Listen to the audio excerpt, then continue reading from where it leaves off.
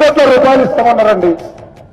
మళ్ళీ మీడియా సాక్షిగా చెప్తా ఉన్నా, అమ్మ తోడు కోట్ల రూపాయలు ఇస్తామన్నారు. డిఫెక్షన్ కేసులు ఢిల్లీ పోతా అన్నారు. కాంట్రాక్ట్లు ఇస్తామన్నారు. అనాథ ప్రమాణాలు పెట్టారు. నా కుటుంబంలో నా ఏళ్ళను పీపీ ఉంటే బీజేపీలో, నా భార్య ఉద్యోగాన్ని పెట్టారు. నా తమ్ముడి కాంట్రాక్ట్లు క్యాన్సల్ చేశారు. ఇంతవరకు ఎక్కడ చెప్తారు. అన్ని రకాలు చేసి అన్ని రకాల ప్రలోభన గుండె నిండా నరాల్లో కాంగ్రెస్ దోజాలు నరాల్లో నిండిన ఒక కరడు మధ్య కాంగ్రెస్ సైనికులుగా నన్ను ఇంకా బాధ్యత ఉంచి ఈరోజు ఎమ్మెల్యే ఉండొచ్చు ఉండకపోవచ్చు. కానీ ప్రజా జీవితంలో అయితే బరాబర్ ఉంటాం.